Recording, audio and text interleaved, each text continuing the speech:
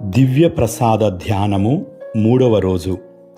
యేసు జీవాహారం.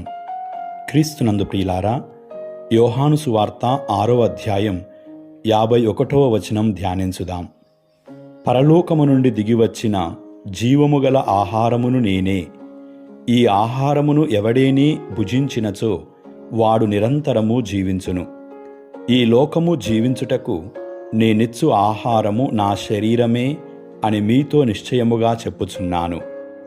ప్రియులారా, మన శరీరానికి ప్రతిరోజు ఆహారం అవసరమైనట్లే మన ఆత్మకు కూడా ఆహారం అవసరం. శరీరానికి ఆహారం లేకపోతే అది బలహీనపడుతుంది. అలాగే దివ్య సప్రసాదం అనే ఆత్మీయ ఆహారం లేకపోతే మన ఆత్మ కూడా బలహీనపడుతుంది. అందుకే యేసు తనను తాను జీవాహారము అని ప్రకటించాడు. పాత నిబంధనలో ఇజ్రాయేలీయులు అరణ్యములో ఆకలితో ఉన్నప్పుడు దేవుడు వారికి మన్నాను ఇచ్చాడు.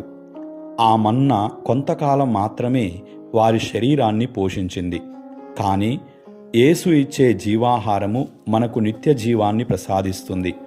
ఈ జీవాహారమును విశ్వాసముతో స్వీకరించిన వారు క్రీస్తుతో మరింత ఐక్యమవుతారు.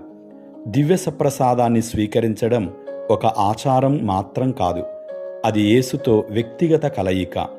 ప్రతి దివ్యబలి పూజలో యేసు మనతో ఇలా అంటున్నారు: నా దగ్గరకు రండి, మీ ఆకలిని నేనే తీర్చుతాను, మీ ఆత్మను నేనే బలపరుస్తాను. ప్రియులారా, మన జీవితంలో ఎన్నో రకాల ఆకలులు ఉన్నాయి. ప్రేమ కోసం ఆకలి, శాంతి కోసం ఆకలి, క్షమాపణ కోసం ఆకలి, ఆనందం కోసం ఆకలి. ఈ ఆకలులన్నింటినీ పూర్తిగా తీర్చగలవాడు యేసుక్రీస్తు ప్రభువు మాత్రమే. దివ్య సప్రసాదాన్ని భక్తితో స్వీకరించినప్పుడు ఆయన తన ప్రేమను, శాంతిని, బలాన్ని మన హృదయాలలో నింపుతాడు. అందువల్ల ప్రతి దివ్యబలి పూజలో పాల్గొనడానికి యోగ్యమైన సంసిద్ధతతో దివ్య సప్రసాదాన్ని స్వీకరించడానికి ప్రయత్నించుదాం. యేసే మన ఆత్మకు జీవాహారము అని ఎల్లప్పుడూ గుర్తుంచుకుందాం. ప్రియులారా, కథోలిక శ్రీ సభ అధికారిక బోధనా గ్రంథము ఇలా చెబుతుంది: దివ్య సప్రసాదము ద్వారా క్రీస్తుతో మన ఐక్యత మరింత బలపడుతుంది. ఇది ఆత్మీయ జీవితాన్ని పోషించి కృపలో ఎదగడానికి సహాయపడుతుంది. అంటే దివ్య సప్రసాదం కేవలం ఒక ఆశీర్వాదం కాదు, అది మన ఆత్మకు జీవాన్నిచ్చే దైవీక ఆహారము. ప్రియులారా, కథోలిక శ్రీసభ చరిత్రలో జరిగిన సంఘటన ధ్యానించుదాం.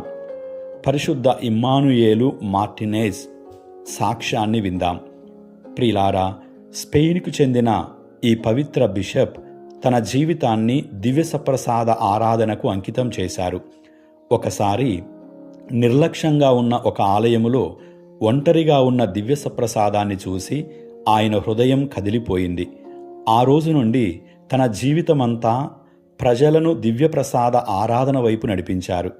ఆయన పలుమార్లు ఇలా చెప్పేవారు: ప్రపంచంలో అత్యంత ఒంటరివాడు దివ్య సప్రసాదములో ఉన్న యేసు కాదు. ఆయనను ప్రేమించకుండా విడిచిపెట్టే మనమే నిజంగా ఒంటరి వారమని చెప్పాడు.